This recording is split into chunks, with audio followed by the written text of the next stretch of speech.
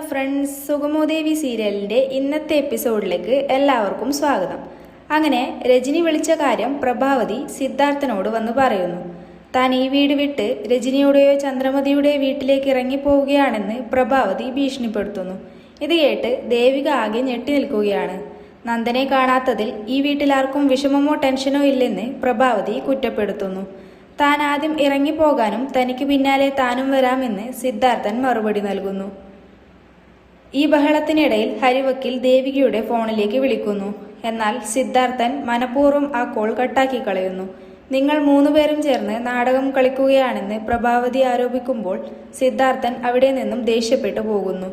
ഇവിടെ ആരും നാടകം കളിക്കുന്നില്ലെന്ന് ദേവിക പറയുമ്പോൾ പ്രഭാവതി അവളോട് മിണ്ടിപ്പോകരുതെന്ന് പറഞ്ഞ് അകത്തേക്ക് കയറി പോകുന്നു. ഋഷിയെ കാണാനായി രാത്രിയിൽ ഇസബെല്ല അങ്ങോട്ട് വരുന്നു. നന്ദനെ മാറ്റിവെച്ചിരിക്കുന്നത് ഋഷിയാണെന്ന് ഇസബെല്ല കുറ്റപ്പെടുത്തുന്നു. എന്നാൽ താനല്ല, ഇസബെല്ല തന്നെയാണ് ഇതിന് പിന്നിലെന്ന് പറഞ്ഞ് ഋഷിയും ബഹളം വയ്ക്കുന്നു. പരസ്പരം തമ്മിത്തല്ലി കുറ്റം ചുമത്താതെ നന്ദനെ ആരാണ് മാറ്റിയതെന്ന് ചിന്തിക്കാൻ അരുന്ധതി ഇടയിൽ കയറി ഇരുവരെയും ശാന്തരാക്കുന്നു. പ്രഭാവതി വിഷമിച്ചിരിക്കുമ്പോൾ ദേവിക അങ്ങോട്ട് വന്ന് കഴിക്കാൻ എന്തെങ്കിലും എടുക്കട്ടെ എന്ന് ചോദിക്കുന്നു.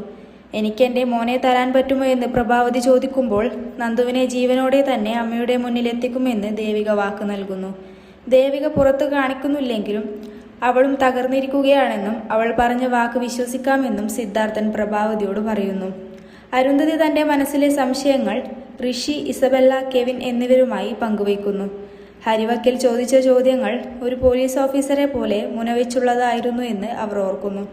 ഇതിന് പിന്നിൽ ഹരിവക്കീലിൻ്റെ കൈകളുണ്ടോ എന്ന് പരിശോധിക്കണമെന്ന് അരുന്ധതി ആവശ്യപ്പെടുന്നു.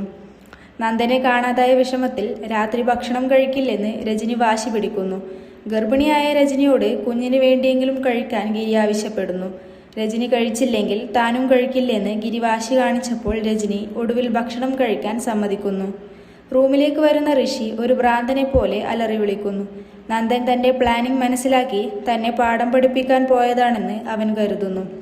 നന്ദനെ കൊന്ന് പ്രഭാവതിയുടെ കണ്ണുനീർ കാണണമെന്നും താൻ തീരുമാനിച്ചാൽ അത് ചെയ്യുമെന്നും ഋഷി ആക്രോശിക്കുന്നു.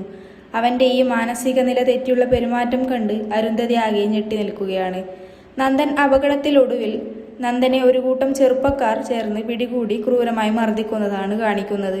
തങ്ങളുടെ സുഹൃത്തായ ഋഷിയെ കൊന്നത് നന്ദനാണെന്ന് അവർ തെറ്റിദ്ധരിച്ചിരിക്കുകയാണ്. ഇനി നിന്റെ അന്ത്യം ഞങ്ങളുടെ കൈകൊണ്ടായിരിക്കും എന്ന് പറഞ്ഞ് അവർ നന്ദനെ ഉപദ്രവിക്കുമ്പോൾ രക്ഷപ്പെടാനായി നന്ദൻ കരയുന്നതോടെ ഇന്നത്തെ എപ്പിസോഡ് ഇവിടെ അവസാനിക്കുന്നു. അടുത്ത എപ്പിസോഡിനായി എല്ലാവരും കാത്തിരിക്കുക.